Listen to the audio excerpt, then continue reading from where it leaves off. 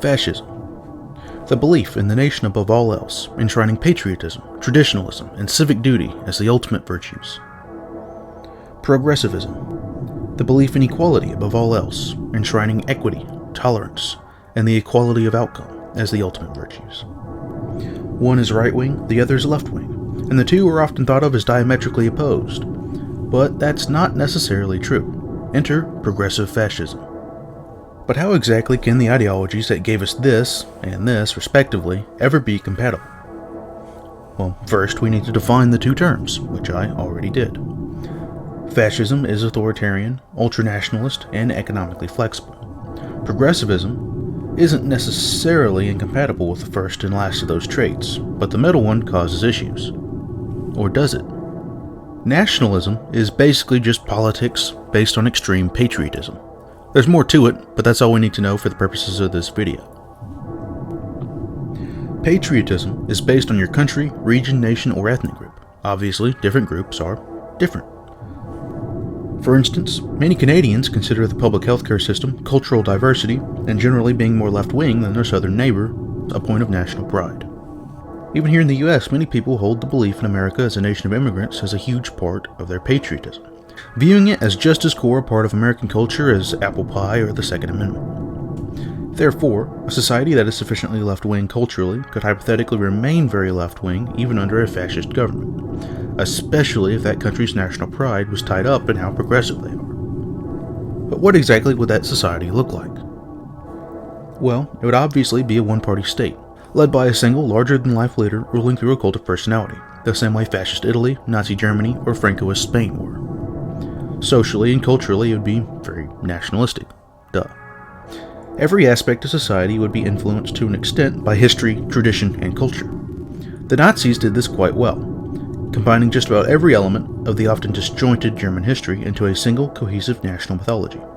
Everything from the curriculum in schools to music on the radio to holidays were completely reshaped to fit the Nazi ideology. A prog-fasc society would likely hold the progressive elements of its history as the most important parts of its national identity. To use American history as an example, abolishing slavery, embracing multiculturalism, granting women the vote, and legalizing gay marriage would be spun as uniquely American and uniquely exceptional elements of their civilization. Furthermore, a prog-fasc government would either omit or extremely minimize things like the Indian Wars, Japanese internment camps, or colonialism, or they would blame them on some semi-fictitious quote-unquote oppressor race, likely, in this case, Protestants of Anglo-Scottish and Anglo-Welsh origin, who would be kept around as a sort of boogeyman, like communists in Cold War America or Imperial Japan, Armenians in the late Ottoman Empire, or Jews in Nazi Germany. This hypothetical nation would have every aspect of their society based on the ideas of progressivism. The media would be racially and sexually diverse. Any and every non-nuclear family and relationship structure would be encouraged. Homosexuality, transgenderism, pansexualism, and just about everything else progressives like to push would not necessarily be forced, but very strongly encouraged. Unisex bathrooms would be mandatory. Infanticide would be available up until several months after birth, maybe even after that. Children would be indoctrinated into every manner of degeneracy from an early age. Race as a concept would cease to exist, except for the quote-unquote oppressor race. People would be indoctrinated to always support the underdog and the weak in every situation, and victimhood would be a virtue in and of itself. As for militarism, it would kind of depend. I could see a very pacifistic and peaceful outlook, viewing violence as a tool of the oppressor class, but I could also see this being an extremely militaristic society, starting wars with all of their neighbors, in theory to stop injustices committed by the other nations, when in reality, it is actually meant to claim more land or resources or settle some sort of grudge. On the issue of economics, I would guess they would embrace moderate socialism, but it doesn't really matter. Any sort of welfare state or third positionist economy would work. In summary, the government would use patriotism as a tool to mandate the exact kind of society progressives want IRL, but it would eventually be taken to a severe extreme due to having nothing to challenge it.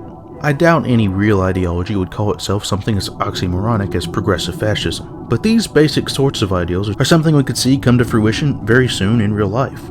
In the UK, offensive tweets can get you fined or jailed. In Scotland, children as young as 4 can be treated as the opposite sex at school without the parents' consent or knowledge. In Sweden, articles are openly promoting cuckoldry, and in the US, critical race theory is just beginning to enter schools, although they don't call it that.